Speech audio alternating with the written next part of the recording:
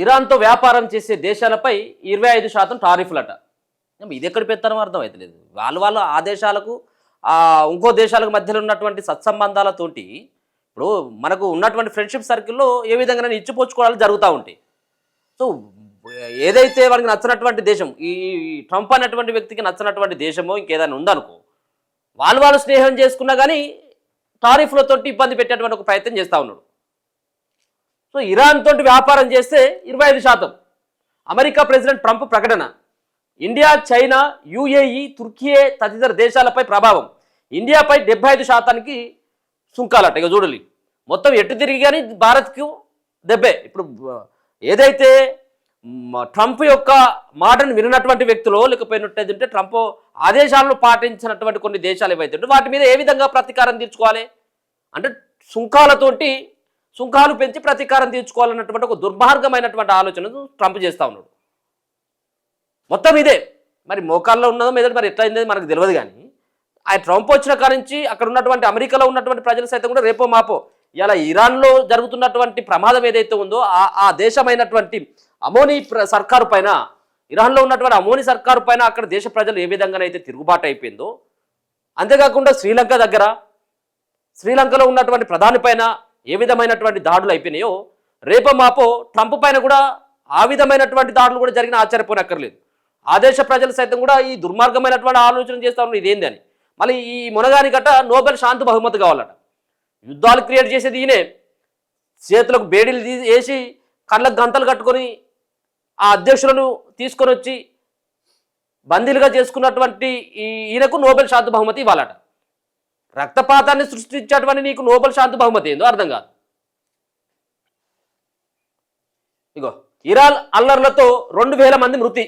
ఇరాన్లో ఇంతకుముందు మనం చెప్పుకున్నట్టుగా అమోనీ ప్రభుత్వం, అక్కడ ఉన్నటువంటి అమోనీ ప్రభుత్వం ఏదైతే ఉందో అమోనీ ప్రభుత్వం, ఆ ప్రభుత్వం పైన అక్కడ ఉన్నటువంటి ప్రజలే తిరుగుబాటు చేస్తూ ఉన్నారు. వాళ్ళని కట్టడి చేయడంలో అక్కడ ఉన్నటువంటి ప్రభుత్వం ఇచ్చినటువంటి ఆదేశాల మేరకు నిరసనకారుల మీదకి ట్రక్ తోటి పోయిండు. బయటికి ట్రక్ తోటి మీదకి ఎక్కిచ్చేసిండు. దాదాపుగా 2000 మంది, ఒకటే రోజు 2000 మంది చచ్చిపోయినట. ఇరాన్ అల్లర్లలో 2000 మంది మృతి వెల్లడించిన ఆ దేశ ఉన్నతాధికారి ప్రాణ నష్టానికి టెర్రరిస్టులే కారణం. ఇక మళ్ళీ టెర్రరిస్టులు అన్నటువంటి విషయాన్ని ఒక సాగుగా చూపెట్టేటువంటి ప్రయత్నం కావచ్చేమో. ఇంటర్నెట్పై కొనసాగుతున్న బ్యాన్, తప్పుడు లెక్కలు అంటున్న స్వచ్ఛంద సంస్థలు 12,000 మంది మృతి చెందారని నివేదికలు. ఇగో 2000 మంది కాదు 12,000 మంది చచ్చిపోయినట. 26 ఏళ్ల నిరసనకారుడికి ఉరిశిక్ష విధింపట. ఇరాన్లో గత 2 వారాలుగా జరుగుతున్న ప్రభుత్వ వ్యతిరేక నిరసనల్లో 2000 మంది చనిపోయారని ఆ దేశ ఉన్నతాధికారి ఒకరు మంగళవారం వెల్లడించారు. మరణాలు ఈ స్థాయికి చేరడానికి టెర్రరిస్టులే కారణమని పేర్కొన్నారు. మృతుల్లో సాధారణ పౌరులు, చిన్నారులతో పాటు భద్రతా సిబ్బంది కూడా ఉన్నట్లు తెలిపారు. అయితే ప్రాణ నష్టంపై భిన్నమైన నివేదికలు వస్తున్నాయి. కొన్ని అంతర్జాతీయ వార్తా సంస్థలు 2000 మంది మరణించారని పేర్కొనగా మరికొన్ని నివేదికలు మృతుల సంఖ్య 12,000కు పైనే ఉంటుందని చెప్తున్నాయి. సదరు ఇరాన్ ఉన్నతాధికారులు రైటర్స్తో మాట్లాడుతూ సామాన్య పౌరులు, భద్రతా సిబ్బంది ప్రాణాలు కోల్పోవడానికి ఉగ్రవాద చర్యలే కారణం. డిసెంబర్ చివరిలో నిరసనలు ప్రారంభమయ్యాయి. ఆర్థిక సంక్షోభం, ద్రవ్యోల్బణం, ప్రభుత్వ విధానాలకు వ్యతిరేకంగా మొదలైన నిరసనలు తీవ్ర రక్తపాతానికి దారితీశాయి. ఈ నిరసనల వెనుక విదేశీ కుట్ర దాగి ఉన్నది. ఇప్పుడు పరిస్థితి అదుపులోకి ఉంది. అల్లర్లు, హింసకు కారణమైన వారిని గుర్తించి అరెస్ట్ చేస్తాం అని ఆయన పేర్కొన్నారు. ప్రభుత్వంలో ఉన్నటువంటి ఉన్నతాధికారి, ప్రభుత్వంలో ఉన్నటువంటి అధికారి ప్రభుత్వానికి అనుకూలంగా మాట్లాడతారు కదా. కానీ అక్కడ జరిగినటువంటి విధానం ఏంటిదంటే ప్రభుత్వం హత్యలు చేపించింది అక్కడ ఉన్నటువంటి ఆ ప్రభుత్వం అనేది ఇంకో రకమైనటువంటి వాదన. కాదు ఇది ఉగ్రవాద కుట్ర ఉన్నదనేది వీళ్ళ యొక్క వాదన. ఇది గవర్నమెంట్ వాదన. అక్కడ నిరసనల ముసుగులో టెర్రర్ ఆపరేషన్లట.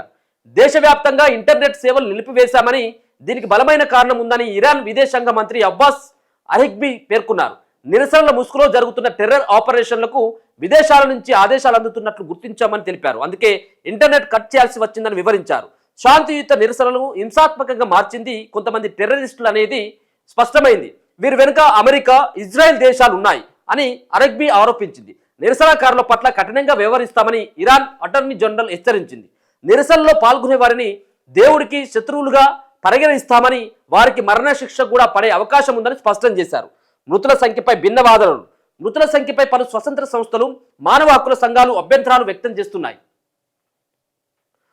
సుమారు 12,000 మంది ప్రాణాలు కోల్పోయారని ఇరాన్ ఇంటర్నేషనల్ సంస్థ అంచనా వేసింది. ఇరాన్ ప్రభుత్వం దేశవ్యాప్తంగా ఇంటర్నెట్ 4 సేవలు నిలిపివేయడంతో ఖచ్చితమైన సంఖ్య తెలియరాలేదని పలు సంఘాలు చెబుతున్నాయి. గత 48 గంటల్లోనే 2,000కు పైగా మరణాలు సంభవించాయని వెల్లడించాయి.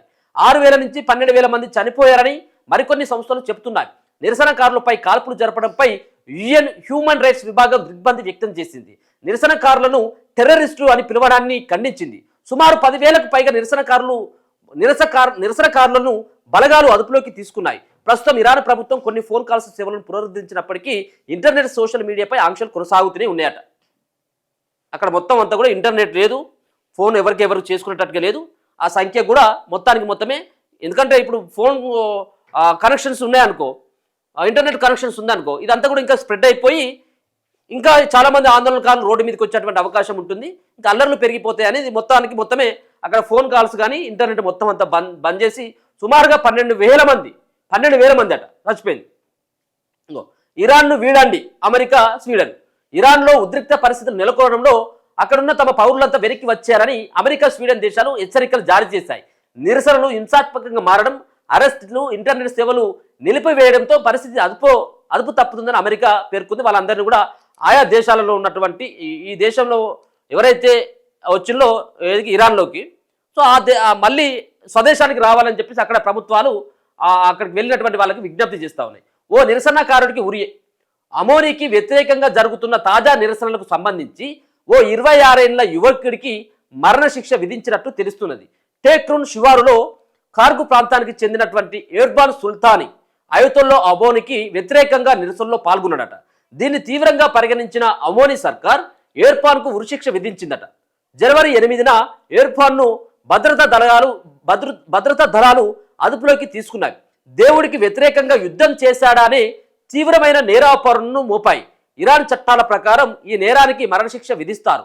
మానవ హక్కుల సంస్థల నివేదికల ప్రకారం ఎర్బాన్ను బుధవారం ఉరి తీసే అవకాశం ఉన్నదట. ఇలా ఏ వారం? ఇలా బుధవారం ఉరి తీస్తే ఈరోజు అన్నట్టు, ఈరోజే కదా.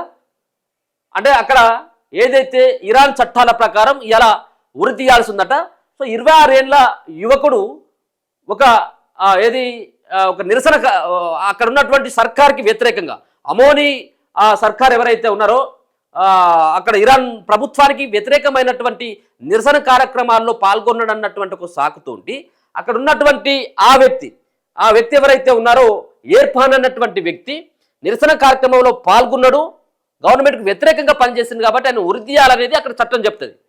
అయితే ఆ 26 ఏళ్ల యువకుని ఎట్లా మీరు నిరసన కార్యక్రమాల్లో ఉరిదీస్తారు అని చెప్పేసి ఇప్పుడు ఇరాన్లో ఉన్నటువంటి ఆ ప్రభుత్వం పైకే ఈ సంఘటన ఇప్పుడు ఇంతమంది 12,000 మంది 15,000 మంది చచ్చిపోవడం, లక్షలాది సంఖ్యలో ఇరాన్ ప్రభుత్వానికి వ్యతిరేకంగా రోడ్డు మీదకి వచ్చి నిరసనలు తెలుపుతున్నటువంటి వాళ్ళంతా కూడా రావడానికి ప్రధానమైనటువంటి కారణం ఎవరు అంటే ఇక్కడ ఎర్బాన్ అన్నటువంటి వ్యక్తి నిరసన కార్యక్రమంలో పాల్గొనడం, ఆయనకు అక్కడి ప్రభుత్వం ఉరిశిక్షని అమలు చేస్తున్నట్టుగా ఉత్తర్వులు ఇవ్వడంతో దీన్ని ఎట్టి పరిస్థితుల్లో ఈ ఉరిశిక్షని మీరు రద్దు చేసుకోవాలి, ఉపసంహరించుకోవాలి అన్నటువంటి దానిపైన ఏర్పడ్డటువంటి ఒక నిరసనలతోటి పెద్ద ఎత్తున ఇరాన్ ప్రభుత్వం అంతా కూడా ఆగమాగం అయిపోతా ఉన్నది అక్కడంతా కూడా.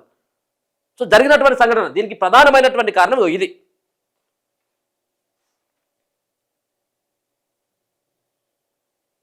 ఇది ఇట్లా ఉంటే ఇరాన్తో వ్యాపారం చేసే దేశాలపైన 25% ఈయన టారిఫ్. ఇక దొరికిందే సంద్ర నాయన అని చెప్పేసి ఈయన ఉతుకులు ఉతుకేస్తా ఉన్నాడు. ఎవరు? ట్రంప్.